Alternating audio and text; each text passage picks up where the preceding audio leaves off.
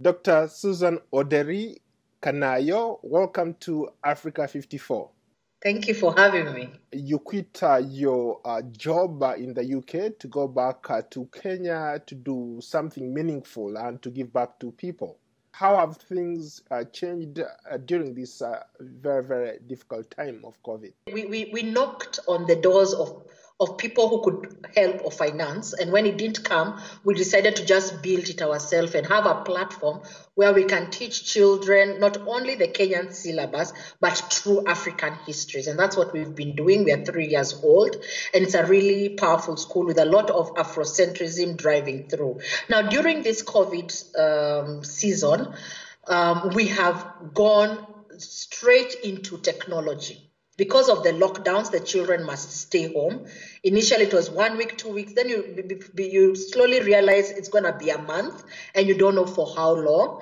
And the government was also teaching through TV, radio. They've also gone the e-learning route, and they're encouraging schools to also follow that route. Because my husband is a software engineer, we were able to set up a school platform that hosts all the subjects. So we were able to now transform what we were teaching face-to-face, all the subjects, all the classes, into an online platform, which will have your class, you'll have your subjects there.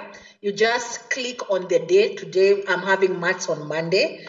Maths on Monday will be ready. So the teachers are coming in and they're looking at the syllabuses, at the topics that I need to teach right now, and they are recording and packaging it in a way the child will understand. How many people are enrolled into that program? Our students are all enrolled. We are 150. So they are all on board doing the program with us. How long did it take you to set up an infrastructure like that? Maybe 2 weeks. What we did first is we piloted it in April, long before other schools. So I think the international schools were already doing it, and we were able to sort of benchmark. By the time we were now opening for term 2 in May, in early May, it was just a matter of just moving forward. How about in circumstances or situations where the parents are not technologically savvy, the kids themselves are not technologically savvy, and you have issues of the internet? There are a lot of people who are less privileged, who don't have access to internet. Internet is still expensive for most people. What do you do?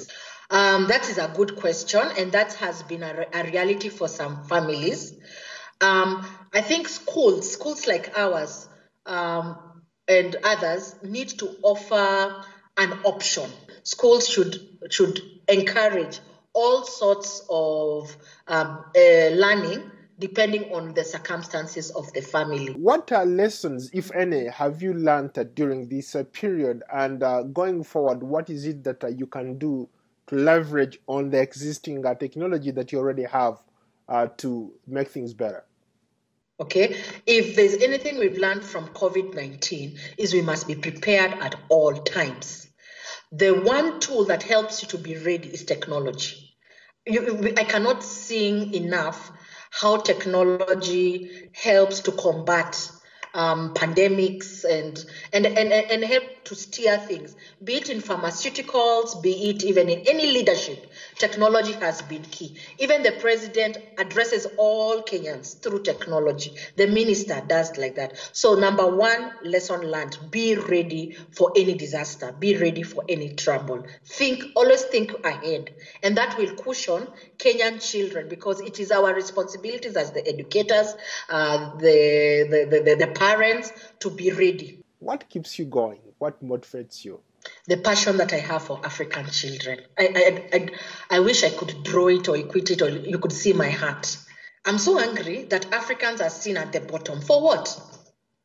What can you not do, Paul, that someone else is able to do? That anger, that no one should ever bring an African down, no one should look down on us, and the fact that I know that to turn the tables round, we must start with the children.